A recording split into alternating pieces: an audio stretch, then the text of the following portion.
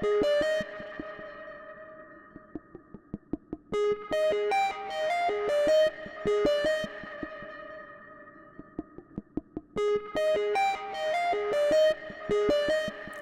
MMS classes are designed quite differently from the undergraduate classes. In the undergraduate classes, professors mostly focus on lectures. Unlike the undergraduate classes, MMS courses in particular, tend to use the case method and real-world situations in particular. So, for example, in my class, I will engage in conversations with the students regarding a particular real-world situation, either in the form of a case or something that may have happened in the real world in the recent times. What we're going to do today is talk about accounting out of control. How many of you have a decent understanding of the concept of time value of money? Good. So there will be a review session that kind of gets you up to speed on the time value of money and how it impacts financial statements. Now, today's learning objectives, we'll spend some time talking about concepts of internal control and elements of internal control from your experience, and we'll talk about some examples that you may have observed in the real world, and we'll talk about the role of the auditor in the context of Z-Best, and that'll be the focus of today's class. How many of you have worked in some organization of some kind in the past? It could be a very small or a very big organization. It doesn't matter. I'm sure all of you have worked in some capacity someplace, right? That means you have worked in an organization, which means you should have been exposed to some form of internal control. Just to get the discussion going, let me talk about Fuqua for a second, and we can also talk about Fuqua more. How many of you have seen this? The grill menu at the cafeteria. You've all seen it, right? How many of you actually filled it in? How many of you have obtained food without filling this in? All right? This is the failure of internal control. Right? So let's think about what is the purpose of this grill menu. So what do you think is the purpose of this? Anyone? What do you think they have it for? Jonathan? Maybe keep track of what's being sold. Okay, keep track of what's being sold. Joe? Speed things up. Speed things up. So it has both notions of what may be called internal control, but also operating aspects of the particular document. Yes, Anastasia? Not to get the cooks confused, I guess, in one Not to get the cooks confused about the ordering mechanisms. Yeah, Peter. Loss prevention. How can they get loss prevention? If everybody's required to fill it out, and let's say you sell 20 burgers, and really you're missing 25 of them, you know that somewhere along the lines, 5. So you can keep track of exact usage, right, in terms of spillage, losses, and so on. Yes? But it doesn't seem this specific, like grill menu is designed for that because it has no numbering. It doesn't seem like they keep track of how many they have and how many are gone. Well, we know they're not keeping track because how many of you had actually filled it in? Well, if 3/4 of you haven't filled it in, what is the point of this whole exercise, right? So, Peter, do you think they're accomplishing the objective of loss prevention? It's not. It's definitely not. It's amazing. Whenever I teach, I always find interesting scandals that unfold or interesting events that come through. And this is 2 days ago.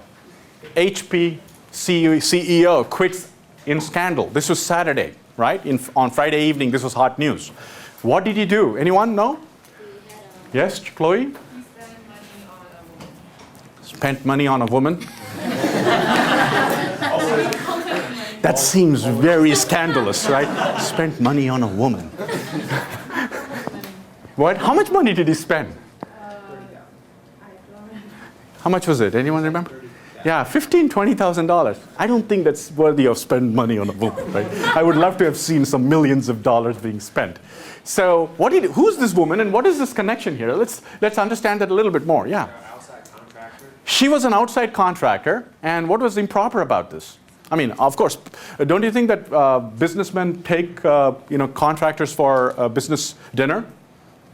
They do, right? For contracts and getting contracts, giving contracts, and also making sure that the procedures are followed. So what was different? So supposedly he went on an interview to the Women's City and he never did it before. And then he used company's money to pay for that. Okay, so he used company money to pay for that. How many executives actually use company money to have business dinners with clients? So what is so special about this? Because it's money to a woman, right? She accused him of sexual harassment.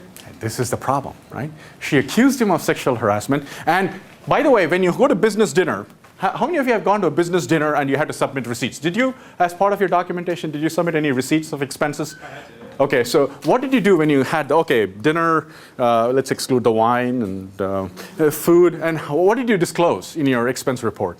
Just gave them the receipt. Okay, you just said Phil spent $300 on this dinner. You don't say who did you dine with. In fact, HP CEO Mark Hurd, or ex-CEO I should say, he did not mention the name in the expense receipts. He just put his name and basically submitted those receipts. That is what the start of the conversation, and as Chin said, she accused him of sexual harassment.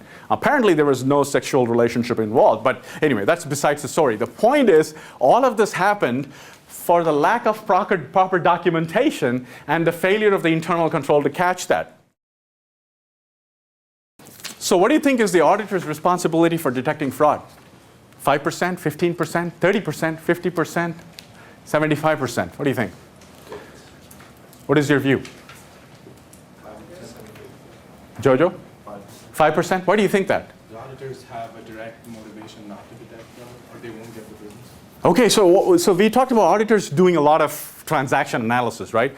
So how many, let's talk about Target. How many transactions do you think they'll have in a day? Millions of transactions in a day, right? So which means we're talking about 365 million times whatever. So how many auditors do you think will be there to check the financial statements from the firm KPMG? I don't know the numbers either. Just make a guess. 10, probably 50 at the most over time, right? How many transactions do you think they can actually check? Do you see where I'm going with this? They'll probably take a sample. Oh, you're all taking sampling. You all know sampling, right? See the connection between all the courses that we teach? The objective of the MMS program is to provide you with a foundation of business and help you jumpstart in the real world. The foundations of business consist of several parts, but they are all interconnected. And we at Fuqua make a concerted effort in combining these in meaningful ways in each of the classes, so you don't see them as silos, and you see them as interdisciplinary activities. Depending on the class, you engage in conversations and teams in many different ways. The collaboration that you experience in classes are so different. At the end, you get a better appreciation of the role of groups and organizations.